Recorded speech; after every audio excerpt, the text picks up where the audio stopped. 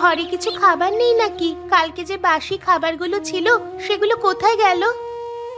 আর বলিস না মা, আজকে সকালে উঠে দেখি একটা বিড়াল বাচ্চা খাবারগুলো সব মুখে দিয়ে দিয়েছে।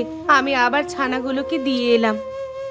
ভালোই করেছো। ঠিক আছে, তুমি ঝাড়ু দাও, আমি একটু বাইরে থেকে ঘুরে আসি। তোর খুব খিদে পেয়েছে না রে মা? না না, আমি এমনি তোমাকে জিজ্ঞাসা করলাম। আমি এক গ্লাস জল খেয়ে নিচ্ছি, তোমার কোনো চিন্তা নেই। তোর বাবা মারা যাওয়ার পর থেকে আমরা যেন কোনো কাজটাই ঠিকমতো করতে পারি না। খাওয়া পড়া তো দূর, তোকে ভালো মতো মানুষও করতে পারলাম না। তোর পড়াশোনাটাও আমি চালাতে পারলাম না। বাদ দাও না মা, ওসব কথা চিন্তা করে তুমি দুঃখ পেও না। সবার ভাগ্য সবসময় একরকম থাকে না মা। হয়তো আমাদের ভাগ্যে এটাই লেখা ছিল। জানি না আমাদের দুঃখের দিন কবে শেষ হবে।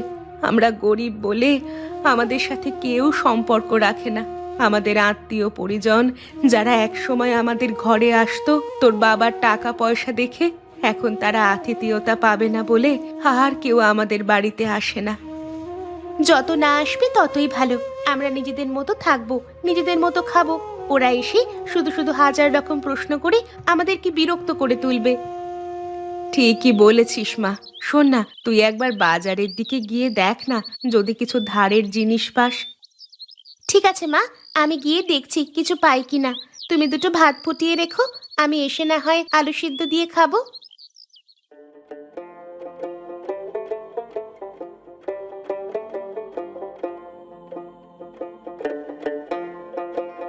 কিরে রতন, কোথায় চললি?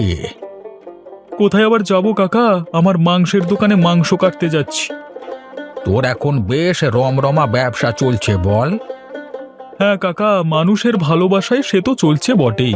এই একটা ব্যবসাতেই তো ভরসা, যদি ভালোভাবে না চলে তাহলে কি করে চলবে আমার? তা তো বটেই। গোপাল মরে যাবার পর থেকে তোরই তো বাজারে একমাত্র দোকান। ভালোভাবে দোকানটা চলবে দেখে নিস। হ্যাঁ কাকা, খুবই দুঃখের বিষয়। কি থেকে যে কি হয়ে গেল, হঠাৎ মাংস কাটতে কাটতে বুকে যন্ত্রণা, তারপর কিছুক্ষণের মধ্যেই আহারে, সত্যি আমার খুব কষ্ট হয়। আচ্ছা, ওদের পরিবারের ওর মেয়ে আর বউ কেমন আছে বল দেখি। খেতে পায় তো নাকি? এ আবার তুমি কি প্রশ্ন করছো? হ্যাঁ, খেতে পাবে না কেন? ওরা ওদের নিজেদের মতো করে নিজেদের পরিবার চালাচ্ছে। দেখলে আমার হাসিও পায়। ওদের অবস্থা দেখে তোমার হাসি পায়? তুমি এ কি বলছো কাকা? তোমার কি বুড়ো বয়সে ভীমরতি ধরে গেছে নাকি? ওরে, ভীমরতি ধরবে কেন? তোর মনে নেই একবার আমি গোপাল বেঁচে থাকতে তার কাছ থেকে ধারে মাংস কিনতে গেছিলাম, কিন্তু সে আমাকে মাংস না দিয়ে তাড়িয়ে দিয়েছিল। সে আমি বলিনি। গোপাল তো তোমাকে তাড়িয়ে দেয়নি, ভালোভাবেই বলেছিল। আর তাছাড়া তুমি তো প্রত্যেক দিন ধারে মাংস আনতে তার বেলায়। তুইও দেখছি খুব বেশি উড়ছিস। যা যা, তোর সাথে আর কথা বলতে ভালো লাগছে না, তুই এখান থেকে যা।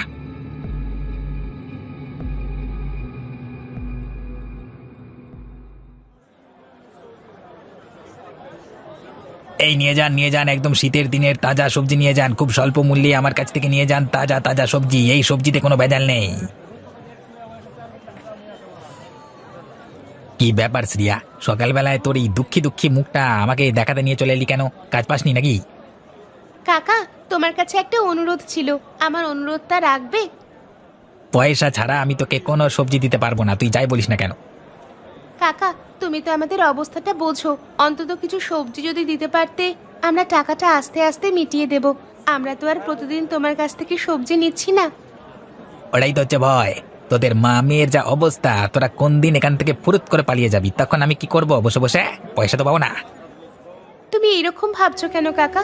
আমরা এখান থেকে কোথায় যাব? আমাদের কোথায় আর যাবার জায়গা আছে বলো তো কাকা? শ্রেয়া, সকালবেলায় নাকা নাকা কথা শোনাস না। আমি তোকে সবজি দিতে পারবো না, তুই যেন কিছু মনে করিস না। একটু দয়া করো কাকা। আরে সরিয়া সরিয়া, আমার খরিদ্দার আসছে, এখানে সরিয়া দেখি।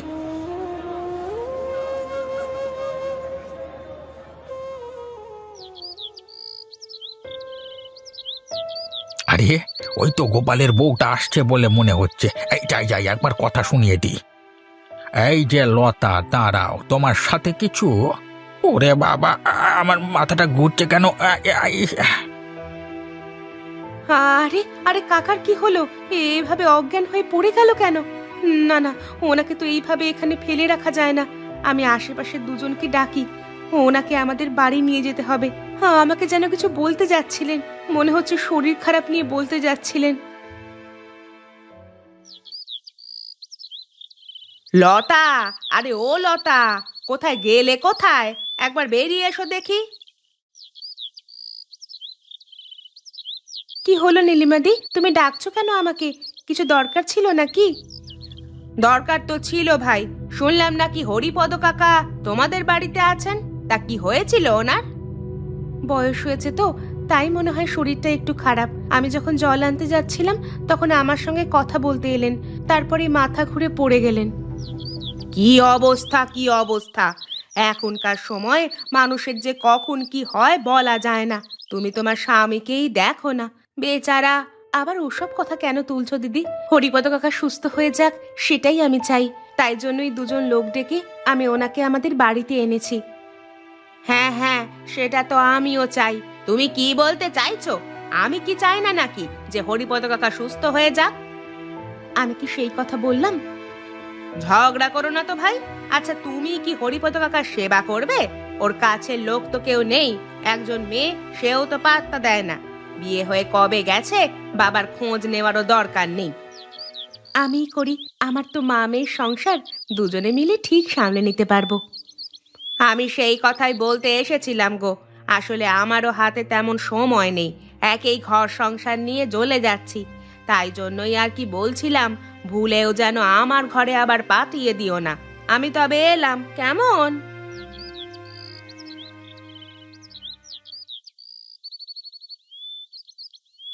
ও কি বলতে এসেছিল গো মা? কি আর বলবে, ভেবেছিল হরিপদ কাকাকে বোধহয় ওর ঘরে পাঠাবো। যাতে না পাঠাই সেই ব্যবস্থাই করতে এসেছিল। ওইসব মানুষদের মানসিকতাটাই ওরকম। বাদ দাও তো, চলো ঘরে চলো।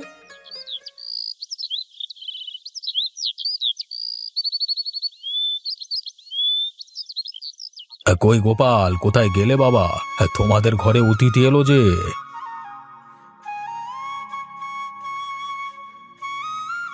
আরে, আপনাকে তো ঠিক চিনতে পারলাম না। তুমি নিশ্চয়ই গোপালের বউ লতা, তাই তো? দেখো দেখো, তুমি আমাকে চিনতে পারলে না, কিন্তু আমি তোমাকে ঠিক চিনে ফেললাম। কিছু মনে করবেন না, আমি সত্যিই আপনাকে চিনতে পারছি না। গোপালকে ডাকো, গোপাল ঠিক বলে দেবে আমি কে। আমি তোমার দূর সম্পর্কের এক আত্মীয়। কিন্তু ওকে আর কি করে ডাকবো? ও তো চলে গেছে, আজকে মাস 6 হয়ে গেল। তার মানে আমি তো জানতাম না ব্যাপারটা। এতটুকু বয়সে কি হয়েছিল ওর? হঠাৎ করে বুকে যন্ত্রণা, তারপর আর কথা বলেনি। ইস, আমি যদি আগে জানতাম তাহলে তোমাদের সঙ্গে অনেক আগেই আমি দেখা করে যেতাম। আপনি আর কি করে জানবেন বলুন?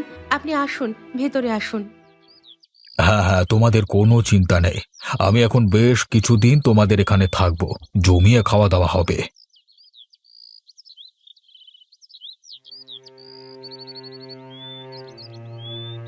এই নিকে, ইনি অসুস্থ মনে হচ্ছে। ও আমাদের পাড়ার একজন কাকা। আজকে আমার সাথে কথা বলতে গিয়ে রাস্তায় অজ্ঞান হয়ে পড়ে গিয়েছিল, তাই জন্য আমি আমার সাথে করে নিয়ে এসেছি ওনাকে। ও, ভালোই করেছো। তা আজকে আপনার জন্য কি রান্না করব বলুন তো? আসলে আমি মাংস খেতে একটু বেশি ভালোবাসি। আমারও গিন্নি মারা গেছে অনেক বছর আগে। তা মা, তোমার হাতের তৈরি মাংস রান্না খেতে আমার যে খুব ইচ্ছে করছে। ঠিক আছে, আপনি বসুন, আমি ব্যবস্থা করছি। শ্রেয়া, একবার বাইরে আয় তো।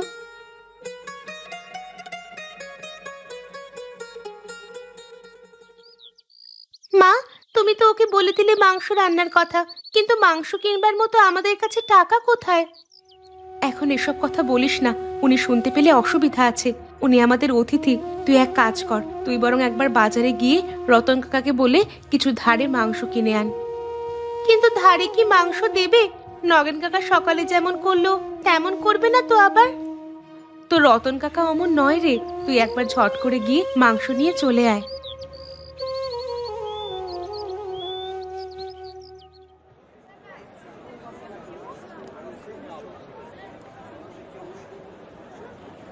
আরে শ্রেয়ামা, আয় আয়, কতদিন বাদ আমাদের দোকানে এলি। তা বল মা, মাংস নিবি নাকি? কাকা, বাড়িতে না হঠাৎ করে অতিথি চলে এসেছে। বলিস কি রে, তোদের বাড়িতে অতিথি এসেছে? শুনেও আনন্দ। অবশেষে তাহলে তোদের কথা মনে পড়লো কারোর? এমন অতিথি বাবা যে চলে গেছে সেটা এইমাত্র এসে শুনলো। বুঝতে পারছিস তোদের কত খবর রাখে। সেটাই দেখছি কাকা, কিছুই জানে না। তো এখন এদিকে হয়ে গেছে সমস্যা। অতিথি এসেই মায়ের হাতের মাংস ভাত খেতে চেয়েছে। এখন আমরা না তো আর করতে পারি না, কিন্তু এইদিকে হাতে টাকা পয়সা তেমন নেই। বুঝেছি বুঝেছি, তুই আমার কাছ থেকে ধারে কিছু মাংস নিয়ে যাবি, তাই তো? মানে তোমার কিছু অসুবিধা হবে কাকা? এই নে, নিয়ে যা নিয়ে যা, তোকে আমি মাংস দিয়ে দিচ্ছি, তুই মাংস নিয়ে যা। তোমাকে অসংখ্য ধন্যবাদ কাকা। সকালবেলায় নগেন কাকা আমাকে সবজি দেয়নি, তাই জন্য খুব ভয়ে ছিলাম যে তুমি কি বলবে। সবাই কি আর সমান হয় রে পাগলি? নে নে, তুই নিয়ে যা। সে কি, আমি একা খাবো নাকি? তোমরাও আমার সাথে বসে পড়ো। না না, আগে আপনি খান, তারপর না হয় আমরা খাচ্ছি। বেশ বেশ, আমার আর তর সইছে না। যা সুন্দর মাংসের গন্ধ উঠেছে, আশা করছি খেতেও খুব সুন্দর হবে। খেয়ে দেখি একবার কেমন। সেই স্বাদ! সত্যি লতা, তোমার হাতের রান্নার যেমন স্বাদ তেমনই তোমাদের মনোভাব। আমার খুব ভালো লেগেছে তোমাদের আদর, যত্ন এবং আপ্যায়ন। আপনি খেয়ে নিন, পরে কথা বলবেন। গরম জিনিসটা ঠান্ডা হয়ে গেলে খেতে ভালো লাগবে না।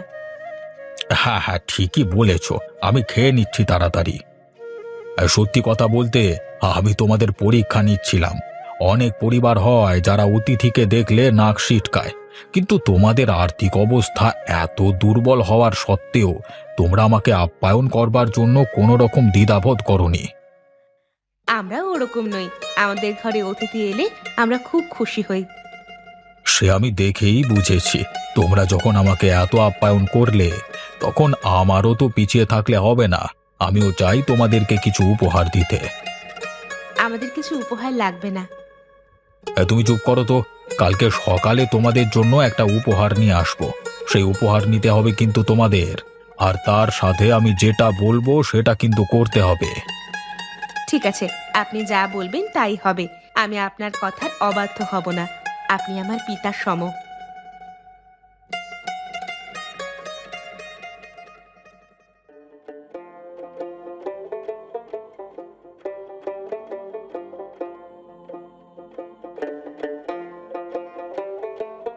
এই নাও পয়সা, এবার তুমি এখান থেকে এসো।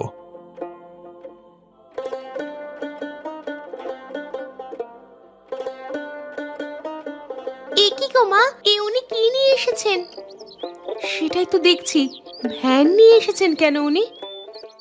এই যে লতা, তোমাদের জন্য এই উপহারটা আমার তরফ থেকে। কিন্তু আমরা ভ্যান নিয়ে কি করব? ভ্যান তো আমরা চালাতে জানি না। আরে, তোমাদের ভ্যান চালাতে জানতে হবে না। তোমরা ভ্যান ঠেলে নিয়ে বাজারে বসতে পারবে তো। সেটা পারবো, কিন্তু আমি কিছুই বুঝতে পারছি না এখনো। তোমার হাতের রান্না যা সুন্দর, তুমি ঘর থেকে রান্না বান্না করে নিয়ে গিয়ে ভ্যানে করে বাজারে নিয়ে বসবে। সেখানে তুমি তোমার হাতের রান্না করা খাবার বিক্রি করবে, এবং সেটা আজ থেকেই করবে। আজকে কি করে হবে? এতগুলো টাকার ব্যাপার, অন্তত খাবার দাবারের জন্য কিছু কিনতে হবে তো। তার জন্য তোমাকে চিন্তা করতে হবে না। আমি কি জন্য আছি শ্রেয়ামা। হ্যাঁ জেঠু, বলুন। এই চলো চলো, আজকে আমার সাথে তুমি বাজারে যাবে। চলো, আজকে অনেক মাংস কিনে আনতে হবে। আজকে থেকেই তোমার মা আর তুমি বাজারে মাংস ভাত বিক্রি করতে শুরু করবে। দেখবে কতজন লোক তোমার কাছে খেতে আসবে। চলুন জেঠু, আপনাকে আমি রতন কাকার মাংসের দোকানে নিয়ে যাচ্ছি। হ্যাঁ মা, তাড়াতাড়ি চলো, এইদিকে আবার ব্যবস্থা করতে হবে তো। আরে শ্রেয়ামা, ইনি সেই আত্মীয় নাকি? হ্যাঁ ভাই, তোমার কাছ থেকে আজকে মাংস নিতে এলাম। আবার মাংস? আপনি কত মাংস খান? আরে না না, আজকের মাংস কিনছি অন্য কারণে। সেটা তুমি কিছুক্ষণ পরই বাজারে দেখতে পাবে। দাও দেখি, তুমি আমাকে কিলো 5 মাংস দিয়ে দাও। বাবারে, এত মাংস! টাকা নিয়ে তোমাকে চিন্তা করতে হবে না, আমি তোমাকে দিয়ে দিচ্ছি। তুমি আমাকে মাংস দিয়ে দাও। ঠিক আছে বাবু, আমি এক্ষুনি আপনাকে দিয়ে দিচ্ছি মাংস। কি ব্যাপার গো লতা, ঘরের সামনে নতুন ভ্যান কোথা থেকে এলো? কিনলে নাকি? না দিদি, কিনিনি। আজকে আমাকে একজন অতিথি উপহার দিয়েছে। বাবা, তোমার অতিথির কত পয়সা গো, যে তোমাকে একেবারে ভ্যান কিনে দিচ্ছে? হ্যাঁ দিদি, আছে নিশ্চয়ই কিছু, না হলে তো সম্ভব নয় এত দামি ভ্যান কেনা। তা তুমি এই ভ্যান নিয়ে কি করবে? তুমি কি ভ্যান চালাবে নাকি আজ থেকে? না গো দিদি, আজ থেকে আমি বাজারে একটা ভাত আর মাংসের দোকান দেব। এই ভ্যানে করে সমস্ত জিনিসপত্র সেখানে নিয়ে যাব আর নিয়ে আসব। তোমরা করবে হোটেল? তাহলেই হয়েছে। তোমরা আবার হোটেল করতে যাবে কেন বাবু? বেশ তো তোমরা ছিলে, সুখে থাকতে আবার ভূতে ঢিল মারছে কেন? না দিদি, তুমি ভুল করছো। আমরা যদি বাজারে দোকানটা দিতে পারি তাহলে আমাদের হাতে কিছু টাকা আসবে। আমাদের অতিথি আমাদের জন্য অনেক করে দিচ্ছেন। থামো তো, টাকা? খুব টাকার লোভ হয়েছে না তোর? এত লোভ ভালো নয় বাপু। লোভের কি আছে? বেঁচে থাকতে গেলে টাকার প্রয়োজন, আর সেই প্রয়োজন আমরা মা আর মেয়ে দুজনে মিলে বুঝেছি। নাটক চত্ব সব। খবরদার, মেয়ে মানুষ হয়ে বাজারে অত লোকের সামনে দোকান দিবি তো তোকে দেখে নেব।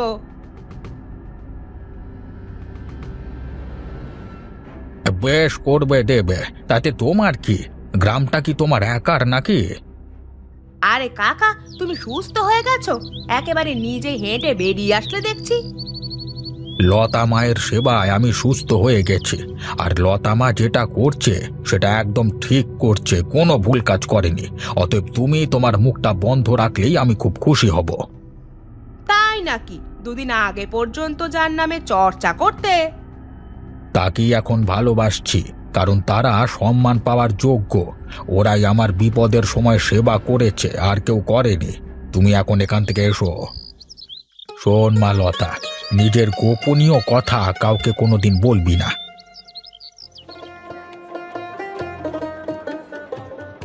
আসুন আসুন, খেয়ে যান খেয়ে যান। একদম গরম গরম ভাত আর মাংস খেয়ে দে পেট ভরিয়ে নিজের কাজ করুন। মাত্র 35 টাকা প্লেট। ওরে সাবাস, একদম দারুণ চমক দিয়ে দিয়েছো গো। আমাদের বাজারে এই জিনিসটার খুব অভাব ছিল, তোমরা সেই অভাব একদম পূরণ করে দিয়েছো। তাই ভ্যানটা কবে কিনলে তোমরা? এই ভ্যানটা আমার নতুন জেঠু আমাদেরকে কিনে দিয়েছে। তাই নাকি? তাহলে তোমার নতুন জেঠু খুব ভালো বলতে হবে, তোমার জন্য কত চিন্তা করে। হ্যাঁ, সে তো বটেই। তা কাকা, তুমি কি মাংস ভাত খাবে?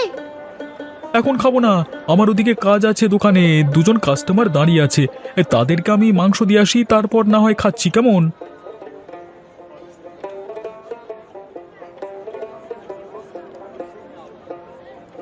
সর্বনাশ বৌদি, কি করেছো তোমরা? ভুল করে ফেললাম নাকি নগেন ভাই? আরে ওসব কথা বলো না। কই আমাকে দাও দেখি, আমি 1 প্লেট ভাত মাংস খেয়ে তারপর না হয় বাড়ি যাবো। হ্যাঁ দাদা, তুমি একটু দাঁড়াও, আমি তোমাকে ভাত আর মাংস দিচ্ছি। শ্রেয়া, তোকে সেদিন বিনামূল্যে সবজি দিলাম না বললে তুই রেগে আছিস নাকি? না না, রাগে কি আছে? তুমি যদি আমার কাছ থেকে বিনামূল্যে মাংস ভাত খেতে চাও তাহলে কি আমি দিতাম? ব্যবসার দিকটা সবাইকেই দেখতে হবে। এই তো তুই বুঝেছিস, এতেই অনেকে আবার বোঝে না, জানিস তো।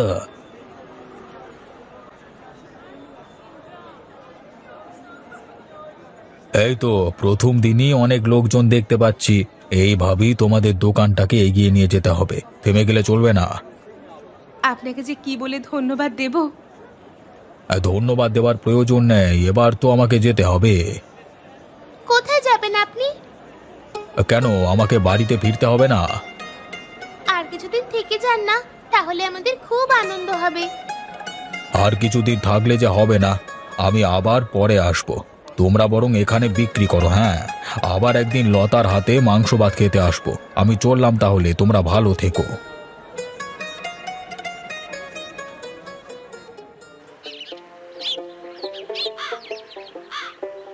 এই যে মিস্ত্রিরা, খুব ভালো করে ঘরটা তৈরি করবে কিন্তু।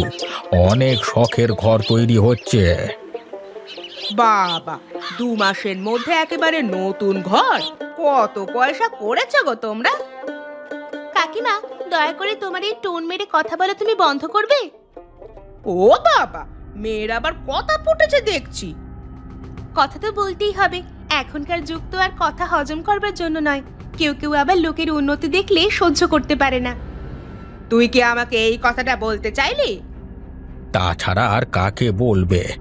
আমার মতো লোক যেখানে এদের সাথে মিশে একদম পরিবর্তন হয়ে গেলাম, সেখানে তুমি এখনো পরিবর্তন হতে পারলে না? আমাকে পরিবর্তন হতে হবে কেন? আমার কি দায় পড়েছে? তাহলে এদেরও কি দায় পড়েছে তোমাকে বলতে যাবার যে কত টাকা তোমার করেছে? এটা একদম দেখছি কথা বলা যাবে না। তাহলে তোমাদের প্রচুর অহংকার বেড়ে গেছে, তাই না? হ্যাঁ, হয়ে গেছে। একদম এখান থেকে যাবি বলে দিলাম, ফালতু কোথাকার। এতদিন ওরা খেতে পারছিল না, তখন কোনো দিন খবর নেয় না, আর এখন এসেছে নাটক করতে। দাঁড়াও, রতনকে আমি বলছি। এই না না, ওসব বলবার কোনো প্রয়োজন নেই। আমি দেখতে এলাম তোমাদের বাড়ি হচ্ছে, আমাদের কপালে কবে হবে কে জানে। হবে হবে, আমাদের যখন হচ্ছে তোমাদেরও হবে, কোনো চিন্তা করো না তোমরা। দেখবি ঠিক সময় ঠিক জিনিসটা হবে। আর যদি লোকের ওপর হিংসা করো, তাহলে যে জিনিসটা তোমার আছে সেটাও আর থাকবে বলে আমার মনে হয় না। অতএব হিংসা করা বন্ধ করো।